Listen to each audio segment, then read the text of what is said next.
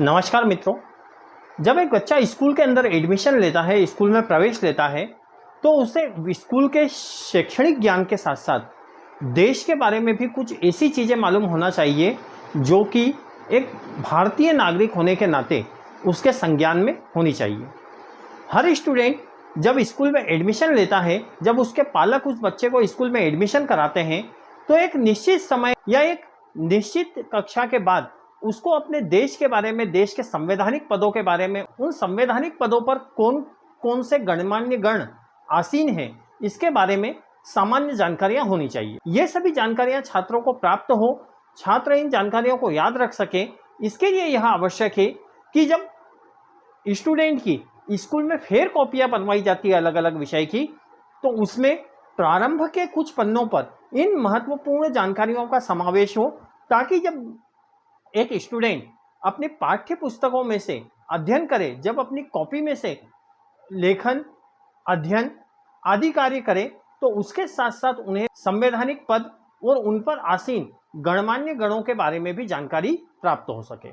तो ऐसे ही कुछ संवैधानिक पदों पर कौन कौन आसीन है, इन सब की जानकारियां और साथ ही कुछ महत्वपूर्ण तिथियां, कुछ महत्वपूर्ण दिवस, इनको हम यहाँ पर कलेक्शन लेकर के आए हैं। चलिए शुरू करते हैं। सबसे पहले गणतंत्र भारत के कुछ संवैधानिक पद एवं उन पर शोभित गणमान्य गण।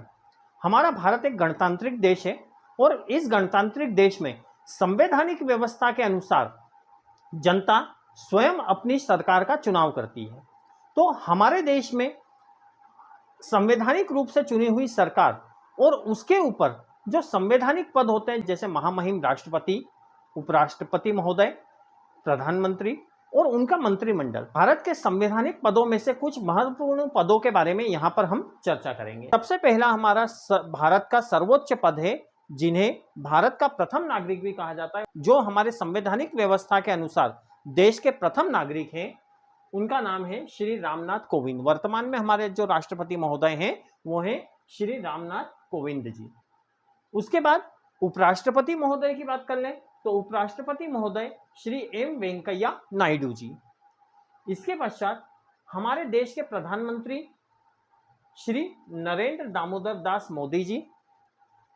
हमारे देश के गृह मंत्री की बात करें तो हमारे देश के गृह मंत्री हैं श्री अमित शाह जी। इसके बाद हमारे रक्षा मंत्री, जो कि हमारी तीनों सेनाओं, जल सेना, थल सेना और वायु सेना, उससे संबंधित कार्यों को देखते हैं, उससे संबंधित मंत्रालय को संभालते हैं, वो है रक्षा मंत्री श्री राजनाथ सिंह जी।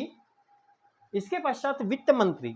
वित्त मंत्री मतलब होता है फाइनेंस मिनिस्टर, जो देश की अर्थव्यवस्था, देश के लेन देन, देश की आर्थिक समृद्धि, देश के आर्थिक विकास, इसके लिए कार्य करते हैं, जो ये तय करते हैं कि देश का कितना पैसा किस सेक्टर में लगेगा, किस सेक्टर को कितने धन की आवश्यकता है, किस सेक्टर से कितनी अर्निंग होगी। ये सब धन और अर्थव्यवस्था से संबंधित कार्य को देखते हैं। वो हमारे जो वित्त मंत्री हैं वो है श्रीमती निर्मला सीतारमण जी। उसके बाद हमारे विदेश मंत्री। विदेश मंत्री का रोल जो होता है वो विदेशों से अच्छे संबंध स्थापित करना, संसार के अंदर देशों के साथ हमारे देश का संबंध, हमारे देश का व्यापार, आयात निर्यात और अन्य कूटनीतिक संबंध किस प्रकार के हों, यह सब कार्य विदेश मंत्री देखते हैं। तो विदेश मंत्री हमारे हैं श्री सुब्रमण्यम जयशंकर जी। इसके बाद शिक्षा मंत्री, जो हमारी वर्तमान में नई शिक्षा नीति, न्यू एजुकेशन पॉलिसी आई है, उस न्यू एजुकेशन पॉलिसी को इम्प्लीमेंट करने की जो वर्तमान में जिम्मेदारी है वो शिक्षा मंत्री की है। और हमारे देश के शिक्षा मंत्री महोदय हैं श्री धर्मेंद्र प्रधान जी।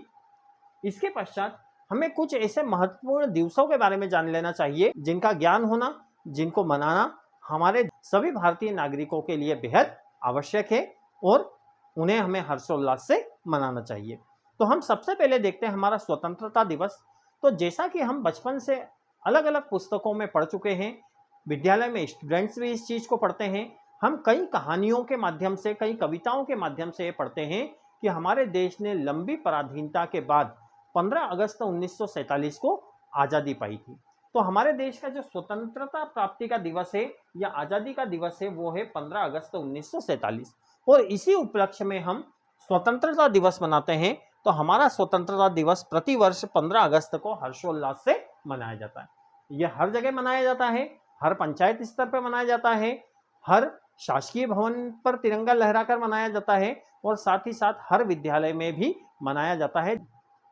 इसके पश्चात गणतंत्र, तो हमारा देश जब आजाद हुआ था तो देश की संवैधानिक व्यवस्थाओं को चलाने के लिए, देश के अंदर कानून लागू करने के लिए, संविधान लागू करने के लिए, देश की व्यवस्थाओं को, देश की कार्यप्रणाली को, देश की न्याय प्रणाली को व्यवस्थित रूप से, सुचारू रूप से चलाने के लिए उसे गणतंत्र घोषित करना होता है। तो हमारे देश को जब गणतंत्र घोषित किया गया था वो किया गया था 26 जनवरी 1950 को।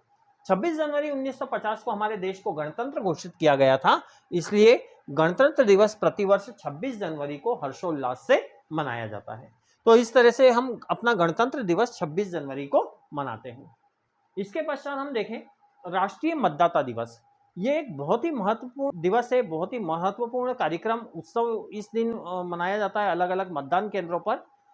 इसका उद्देश्य होता है कि हमारे देश की संवैधानिक व्यवस्था भारत के प्रत्येक मतदाता को, प्रत्येक वयस्क मतदाता जिनकी उम्र 18 वर्ष से अधिक है, उन्हें मताधिकार का प्रयोग की अनुमति देता है, वोट देने का अधिकार प्रदान करता है।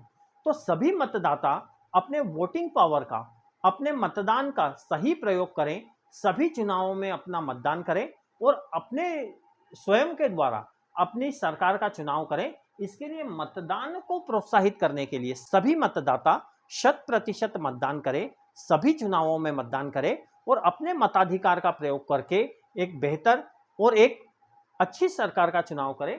इसके लिए राष्ट्रीय मतदाता दिवस मनाया जाता है 25 जनवरी को। ये 25 जनवरी को राष्ट्रीय मतदाता दिवस जो है, चुनावों में सभी मतदाताओं को अनिवार्य रूप से 100% मतदान करने के लिए प्रेरित करने हेतु मनाया जाता है।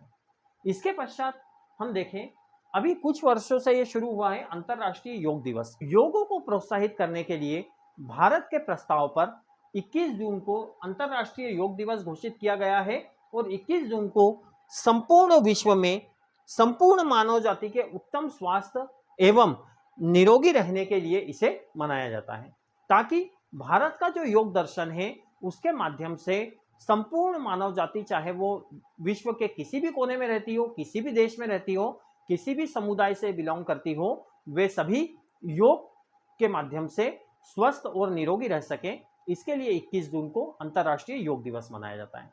तो साथियों, हमारे देश के महत्वपूर्ण संवैधानिक पद, उन संवैधानिक पदों पर आसीन गणमान्य गण और कुछ महत्वपूर्ण दिवस, इनके बारे में हमने यहाँ पर चर्चा की।